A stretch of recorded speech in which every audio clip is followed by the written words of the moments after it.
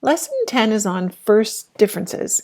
First differences are differences between consecutive y values in a table of values with evenly spaced x values. So when we look at a table, like this one down below, this is a table of values, and usually we have a column for x and a column for y. What we're going to do is we're going to look at the differences between the y values in this table. So if the first differences of a relation are constant, so meaning they're all the same value, like 2, 2, 2, then the relation is linear. If the first differences of a relation are not constant, meaning that they change, so these numbers would be all different, the relation is nonlinear. So remember, linear just means we're talking about a straight line on a graph, and nonlinear is any other curve on a graph that is not a straight line. So example 1, consider the relation y equals 3x. Complete the table of values. So if we were going to try and graph this relation, we could use a table of values in order to figure out what the y values are. So these are just some values of x that are very common to use. They're small numbers, some negative, some positive, 0, just so we can see what this graph might look like. So what I want to do is sub in the -2 where the x is. So that would look like y equals 3 times -2. So our y value is what we would get when we sub in -2 for x. 3 times -2 is -6. Then we'd sub in the -1 here. So we would look at 3 times -1. And 3 times -1 is -3, so that's how we're getting the y value. 3 times 0 is just 0, 3 times 1 is 3, and 3 times 2 is 6. So when I look at my first differences column, what I need to do is take the number below, subtract the one above it, and I'm only looking at the y values. As long as my x values are going up evenly, I can look at just my y values for first differences. So -3 minus -6, that's the same thing as -3 plus 6, so that's 3.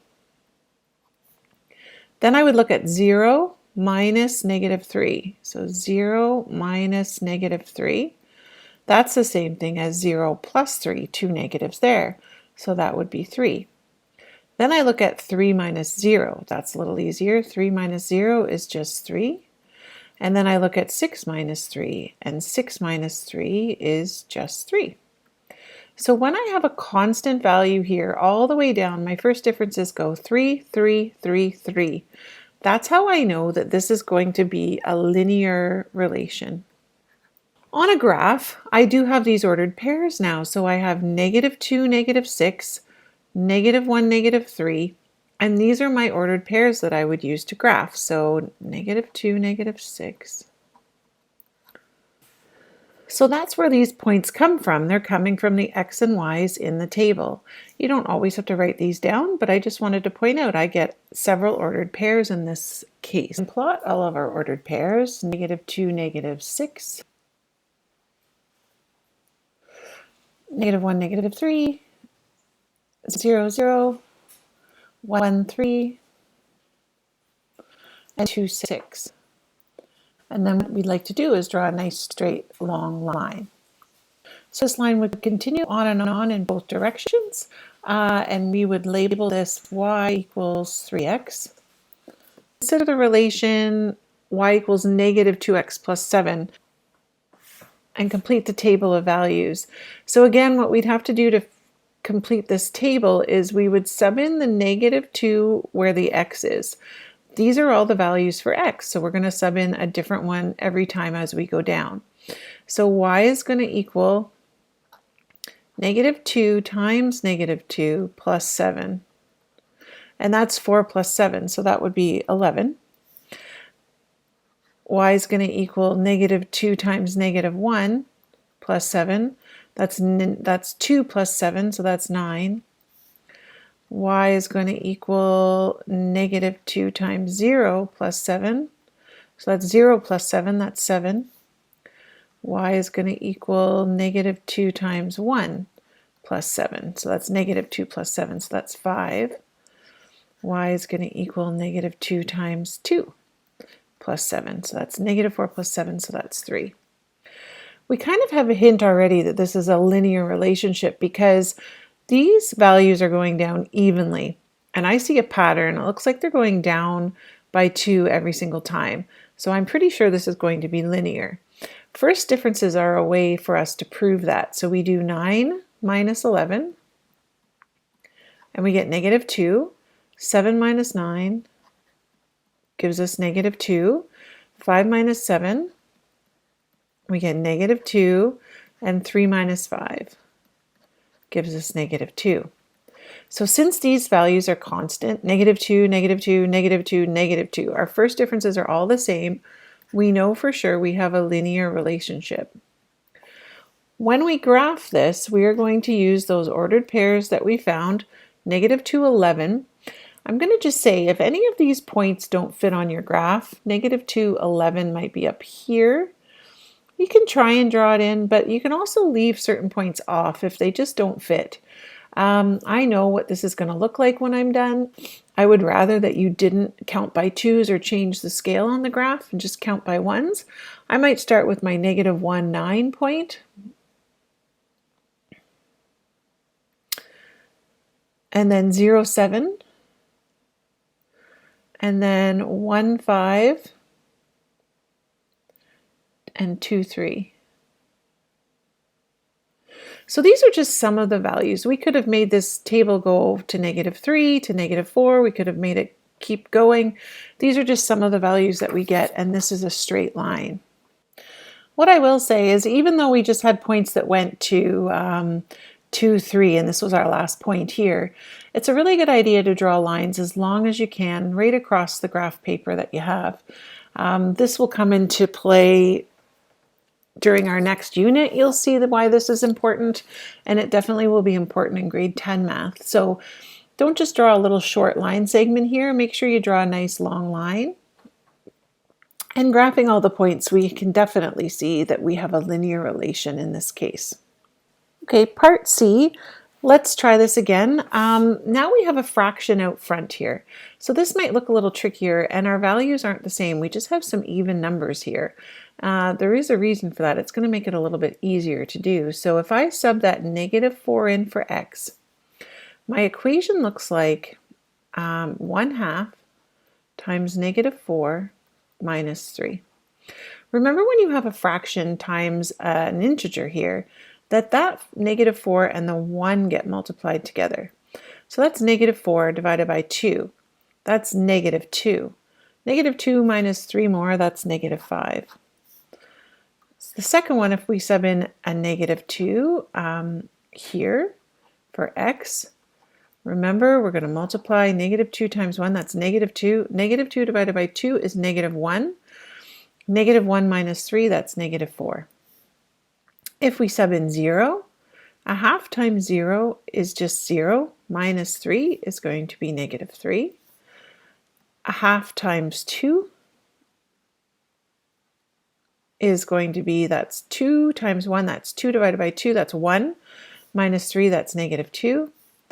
And then 1/2 times 4 minus 3, so 1 times 4 is 4, divided by 2, that's 2, minus 3, that's negative 1. Again, I see that there's a nice pattern here. These are all just going up by 1 every single time. But to prove that this is a linear relation, I would do negative 4 minus negative 5. Be careful there, there's 2 negatives in a row. Negative 4 plus 5, so that's 1. I would find these first differences, negative 3 minus negative 4. So that's negative 3 plus 4. So that's also 1. I would do negative 2 minus negative 3. That's negative 2 plus 3. So that's 1. And then negative 1 minus negative 2. So negative 1 plus 2, that's also 1. We know this is going to be linear because our first differences are all the same, and then we can provide a graph to prove that as well.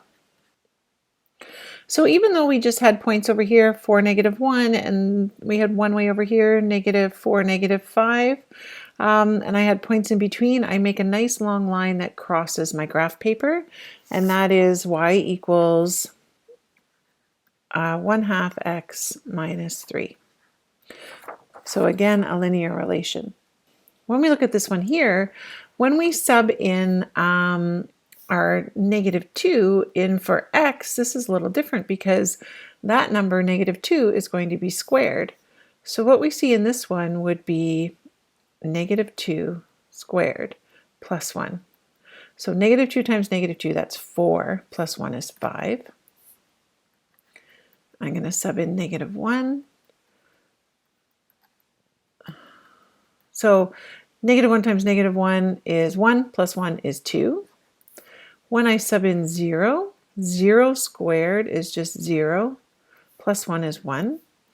When I sub in a 1, 1 squared plus 1. 1 times 1 is 1, plus 1, that's 2. And when I sub in a 2, 2 squared, 2 times 2 is 4, plus 1, and I get 5. This looks a little different. I wasn't able to guess this time. This went down by a larger amount than from 2 to 1. But then it started going back up again. So this seems like something different is happening. When I look at my first differences, 2 minus 5, I get -3. When I look at 1 minus 2, I get -1. Okay, wait, they're not the same. When I see 2 minus 1, I get +1. And 5 minus 2, I get 3. Those are not constant. Those are all different values. This is going to be a non-linear relationship. Our first differences have to all be the same value in order to have a linear relationship. So when I graph all of these points, I am not going to get a straight line. So what I see here, this is kind of like this U shape. It's definitely not straight. What it's actually called is a parabola, and we don't have to make it straight. This should look like a curve when we're done. This is y equals x squared plus 1. And the difference is we had an exponent here of 2, and that changed what this graph looked like. All of our other examples, there were no exponents on the x other than a 1. So when we look at example 2, which of the following equations represent linear equations? So linear equations, they have to be first degree equations, and we talked about that in our polynomials unit. So first degree equations mean there's the largest exponent we're going to have is 1. So when I see exponents here on the y or the x and I'm looking, this is going to be a straight line. That one is linear. When I see the next one, I have x squared. This is a second degree equation. This is not a straight line, so it's non-linear. The third example, this is completely different. We have an exponent that's actually a variable. This is actually an exponential equation. It is a curve, so this is also non-linear. And our last example, we're allowed to have fractions as long as the only exponent you see on the x is a 1. That's the largest exponent we can have. So this is a linear equation.